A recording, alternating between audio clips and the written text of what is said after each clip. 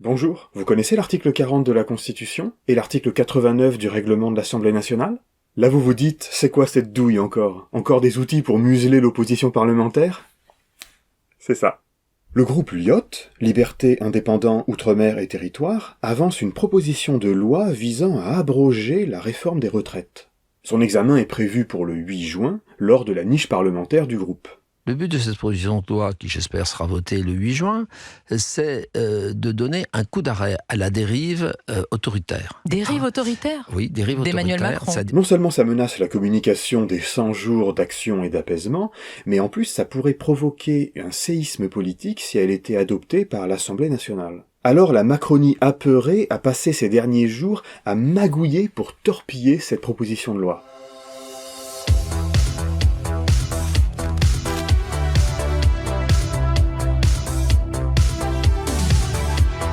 Bon, le parcours législatif de cette proposition de loi LIOT n'a aucune chance d'aboutir, notamment parce que le Sénat la rejettera. Mais son adoption par l'Assemblée nationale constitue un véritable danger politique. Les macronistes pourraient réellement perdre le vote à l'Assemblée. Pourquoi ? D'abord parce que le scrutin se fera à la majorité des députés présents au moment du vote, contrairement à la motion de censure qui nécessitait une majorité absolue, 289 voix. Ensuite, parce que de nouveaux députés, les Républicains, pourraient ajouter leur voix à celles de LIOT, du RN et de la NUPES. Ils étaient déjà 19 à voter la motion de censure en mars, mais cette fois-ci, Éric Ciotti, le chef des LR, leur a donné en plus une liberté de vote. Et surtout, dans la mesure où l'enjeu n'est plus de renverser le gouvernement, les plus légitimistes d'entre eux pourraient avoir moins de réticence à embêter le gouvernement. Alors la minorité présidentielle va chercher à empêcher le vote de se tenir, en faisant de l'obstruction.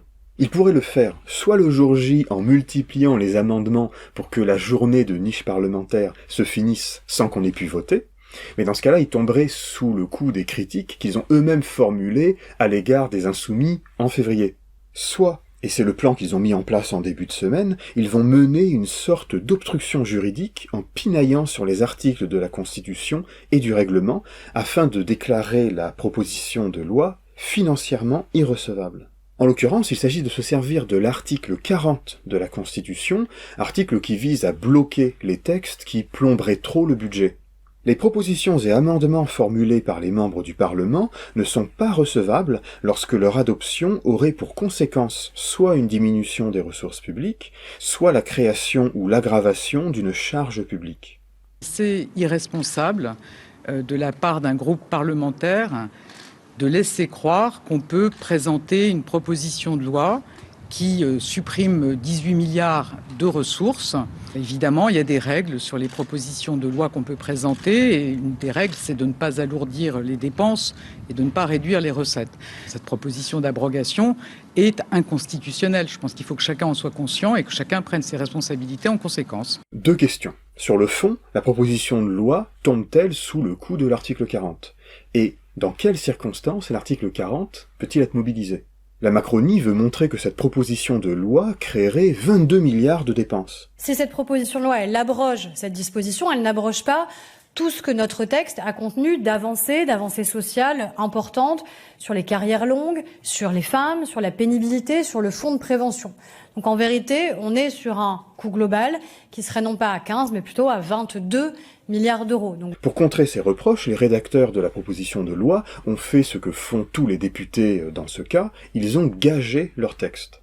C'est-à-dire qu'ils ont ajouté à l'article sur l'abrogation de la réforme des retraites des articles prévoyant une source de financement, comme souvent une augmentation des taxes sur le tabac. Cela ne suffira pas à compenser, mais traditionnellement, l'article 40 n'est pas appliqué strictement, sinon les parlementaires ne pourraient jamais proposer une loi un tantinet ambitieuse, puisque toute mesure coûte cher. La proposition de loi a donc passé un premier filtre. Le bureau de l'Assemblée nationale s'est réuni le 25 avril et l'a jugé recevable. Attendez, ça c'est que le début. Dans un premier temps, les macronistes ont voulu revenir sur la décision du bureau et le faire voter à nouveau, ce qui aurait été une première historique. Mais la présidente de l'Assemblée, la Renaissance Yaël Braun-Pivet, s'y est opposée. Qu'à cela ne tienne, les députés macronistes ont trouvé une autre parade via l'article 89 du règlement de l'Assemblée nationale. Il dit qui va vérifier la recevabilité financière d'un texte. C'est en général le président de la commission des finances de l'Assemblée. Problème, le président, c'est le député LFI Éric Coquerel. Cette proposition a été jugée recevable, y compris en vertu de l'article 40, par le bureau de l'Assemblée nationale. Moi, je suis un recours, c'est-à-dire si un député ou un président de commission ou le gouvernement souhaite faire un recours sur cette décision, eh bien, il peut faire recours à moi. Donc on verra bien si c'est le cas. À ce moment-là, je donnerai une décision. Les macronistes se sont alors lancés dans des interprétations de l'article 89 pour essayer de ne pas avoir à s'en remettre à sa décision. Et puis il y a un deuxième niveau de contrôle qui est exercé par le président de la commission des finances. Pensez que le rapporteur général nous a expliqué au bureau mercredi dernier qu'il était aussi compétent que le président. On lui a relis le 4e alinéa de l'article 89 du règlement intérieur et je peux vous dire à l'unanimité de tous les groupes de l'opposition, ça a été déblayé. Et donc actuellement on en est là dans le pinaillage. Je vous passe les détails, mais on voit à quel point la Macronie est fébrile. Il se réfugie dans des batailles juridiques pour ne pas avoir à affronter les enjeux politiques. D'autant qu'il y a conflit au sein de la minorité présidentielle sur l'application de l'article 40. Car on l'a dit, traditionnellement, il n'est pas appliqué strictement.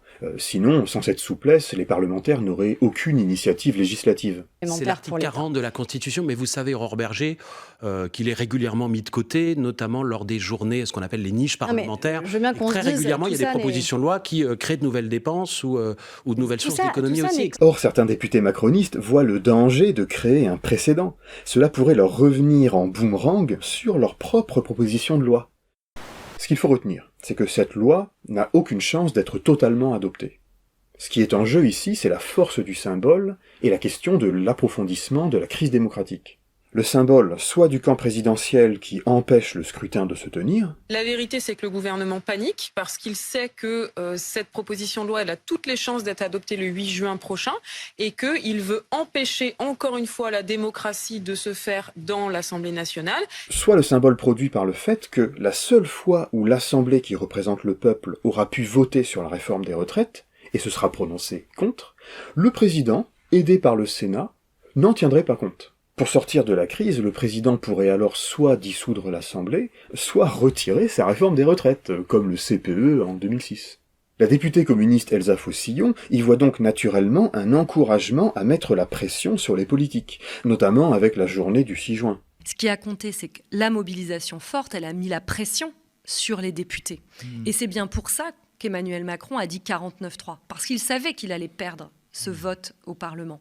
Et donc, toutes celles et tous ceux qui se sont mobilisés jusque-là, ils ont une nouvelle chance de pouvoir dire « on est là ». La situation va sans doute évoluer entre-temps, donc gardez cette vidéo sous le coude en prévision du 8 juin, et à la semaine prochaine.